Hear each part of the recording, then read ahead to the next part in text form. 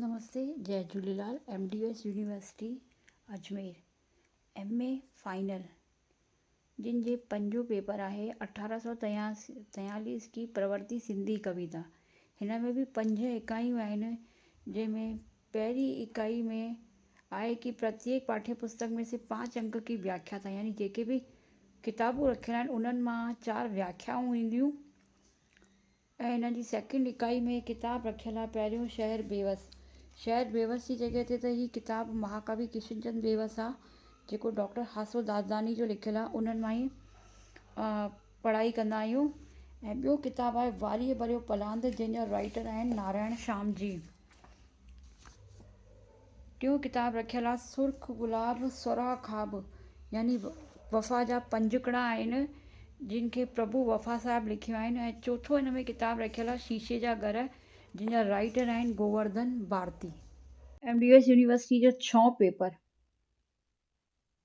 जंहिंमें आहे केवल इन इतिहास आहे, हिन जो पंहिंजे भाषा विज्ञान जे संबंधित भाषा विज्ञान सां संबंधित, जंहिंमें हिकु नोट्स आहिनि जेके हलनि पिया शुरू खां अॼु खां वठी। इन खां सवाइ हिन में ई नोट्स आहिनि जंहिंमें भाषा जी उत्पत्ति जो सिद्धांत वग़ैरह, भाषाऊं उपभाषाऊं, सिंधी भाषा जी उत्पत्ति कीअं थियो, उनजो विकास कीअं थियो।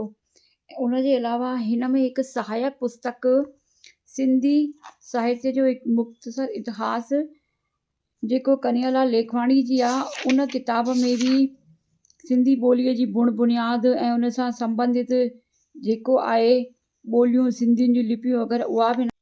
MDS यूनिवर्सिटी जी जेको 7 पेपर आहे, हिन में अ ऐं ब आहे, लेकिन MDS यूनिवर्सिटी में ब विशिष्ट साहित्यकार, जंहिंमें किशनचंद बेवस साहब जो ई सॼो आहे लेखो, जेको किशनचंद बेवस साहब जी हिकु ई किताबु आहे जेका हिन में MDS यूनिवर्सिटी में रखी वई आहे, हासे दादलानी सर जी। उनखे ई पढ़ंदा आहियूं।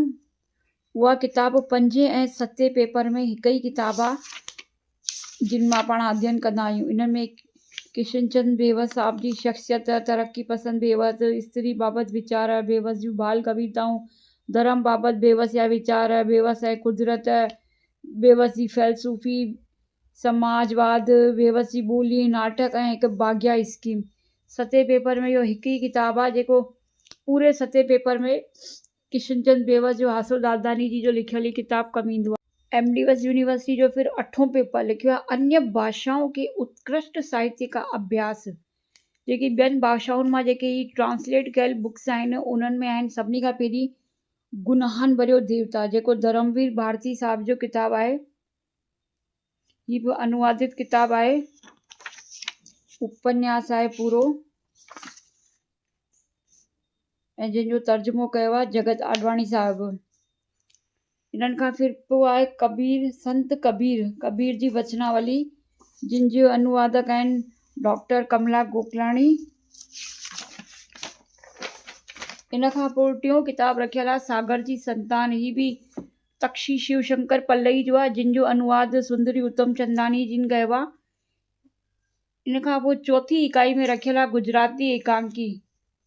इहो बि अनुवादित किताब ई आहे, हिन में पूरियूं एकांकियुनि जो आहे। ऐं उन खां पोइ लास्ट आहे शेक्सपियर जो हेमलेट, जिन जो अनुवाद कयो आहे तीर्थ बसंत साहब। ही आहिनि 8 किताब, 8 पेपर जा, जंहिंमें ही 5 ई किताब रखियल आहिनि।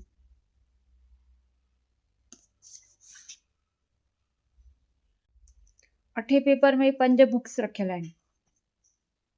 MDS यूनिवर्सिटी जो जेको 9 पेपर आहे सिंधी उपन्यास का विकास, हिन में केवल हिकु ई किताबु आहे सिंधी नावल जो विकास, जंहिंजा लेखक आहिनि डॉक्टर हासो दादलानी साहब।